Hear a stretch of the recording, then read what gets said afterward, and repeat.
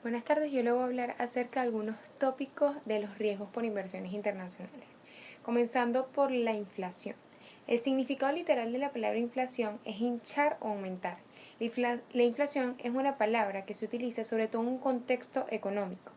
El significado económico más común de la inflación es la devaluación del dinero.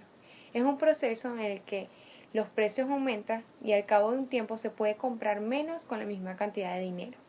Lo contrario de la inflación es la deflación. Es un proceso en donde caen los precios y por lo tanto el dinero vale más. El IPC es el índice de precios del consumo y se considera a menudo como el principal indicador de la inflación de un país. Y el IPCA es el índice de precios del consumo armonizado y se utiliza para comparar la inflación en Europa. Los efectos de la inflación en una economía son diversos y pueden ser tanto positivos como negativos.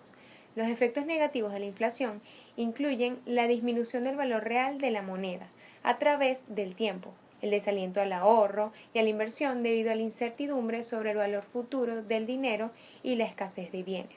Los efectos positivos incluyen la posibilidad de los bancos centrales de los estados de ajustar las tasas de interés nominal, con el propósito de mitigar una recesión y de fomentar la inversión en proyectos de capital no monetarios. Entre las corrientes económicas monetarias generalmente existe un consenso en que las tasas de inflación muy elevadas y la hiperinflación son causadas por un crecimiento excesivo de la oferta del dinero. Las opiniones sobre los factores que determinan las tasas bajas o moderadas de inflación son más variadas. La inflación baja o moderada puede atribuirse a las fluctuaciones de la demanda de bienes y servicios o a cambios en los costos y suministros disponibles, como lo son la materia prima, la energía, salarios, entre otros, tanto así como el crecimiento de la oferta monetaria.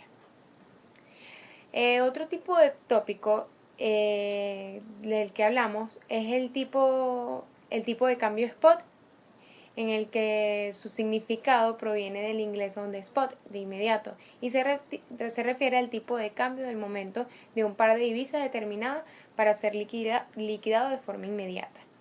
El tipo de cambio entre dos divisas viene determinado por varios factores que influyen en el valor de la divisa, como pueden ser los tipos de interés, los resultados económicos a nivel nacional o la inflación. Otro aspecto que puede afectar es el precio de los compradores de la divisa, que estos estén dispuestos a pagar y a su vez que los vendedores estén dispuestos a aceptar, también denominados precios de compra y venta respectivamente. El otro tipo de cambio es el insesgado, el tipo de cambio a plazo. Es el tipo de cambio en el que un banco acuerda intercambiar una divisa por otra en una fecha futura, cuando entre en vigencia un contrato forward con un inversor. Las empresas multinacionales, los bancos y otras instituciones financieras entran en contratos forward para tomar ventaja de la tasa a plazo para propósitos de cobertura. El tipo de cambio a plazo es determinado por una relación de paridad entre el tipo de cambio spot y las diferencias de tasas de interés entre dos países, que reflejan un equilibrio económico en el mercado de divisas, en el cual las oportunidades de arbitraje son eliminadas. Cuando hay equilibrio y las tasas de interés varían entre dos países, la condición de paridad implica que la tasa forward incluye una prima o un descuento que refleja la tasa de interés diferencial. Los tipos de cambio a plazo tienen importantes implicaciones teóricas para pronosticar futuros tipos de cambio spot.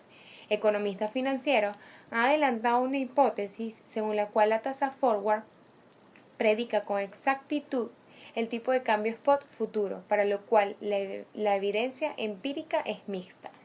Por otro lado tenemos el efecto Fisher. Hace muchos años, Irving Fisher argumentó que la tasa de interés nominal observada en los mercados financieros refleja plenamente las expectativas colectivas de los inversionistas en cuanto a la tasa de inflación.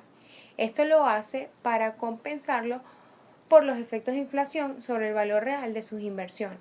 Este fenómeno se denomina ahora efecto Fisher y es consecuencia del principio de la conducta egoísta. Los inversionistas buscan inversiones que ofrezcan el mayor rendimiento real esperado, ajustado por el riesgo. El arbitraje asegura que en un mercado de capital perfecto, dos instrumentos de deuda, denominados en diferentes divisas, pero con riesgo equivalente, ofrecerán el mismo rendimiento esperado real. Es decir, la diferencia entre las tasas de interés nominal deben ser igual a la diferencia entre las tasas de inflación esperadas. La convertibilidad, por otro lado, es un sistema monetario que fija el valor de una moneda con la de otra considerada más estable, generalmente el dólar o el euro, u otro patrón, por ejemplo, el oro.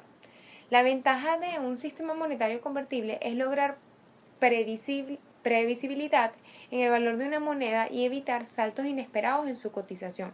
La desventaja es la rigidez monetaria, que puede llegar a causar valores irreales, sobrevaloración o subvaloración, impidiendo que la elasticidad del precio de la moneda corrija este tipo de situaciones. Por otro lado tenemos el LIBOR, London Interbank Offered Rate, tipo intercambiario de oferta de Londres. Es una tasa de referencia diaria basada en las tasas de interés, a la cual los bancos ofrecen fondos no asegurados a otros bancos en el mercado monetario mayorista o mercado interbancario. El LIBOR será ligeramente superior a la tasa de London Interbank Bid Rate, la tasa efectiva bajo la cual los bancos están preparados para aceptar depósitos. Es aproximadamente comparable con la tasa Federal Funds Rate de los Estados Unidos. El LIBOR es objeto de un estrecho seguimiento por parte de los profesionales y particulares debido a que se utiliza como interés básico referente por parte de los bancos y otras instituciones financieras. Las disminuciones y aumentos de los tipos LIBOR pueden afectar, por consiguiente, a los niveles de los tipos de interés de varios productos bancarios, incluyendo cuentas de ahorros, hipotecas y préstamos. Y por último tenemos el euromercado, que es un mercado de una actividad o producto en el ámbito de toda Europa occidental. En contexto se llama Euromarket. Mercado financiero en el que se emiten títulos u otorgan préstamos en divisas diferentes de las del país emisor, generalmente en dólares, yenes o divisas europeas. Los títulos son el portador y pueden ser colocados a través de un sindicato de bancos en el mercado internacional. Se trata de un euromercado de capitales, cuando los títulos son a largo plazo, y euromercado de dinero para contratos de divisas de un día a 18 meses. Bueno, eso ha sido todo. Espero que les haya gustado y hayan aprendido un poco de los riesgos por inversiones internacionales. Gracias.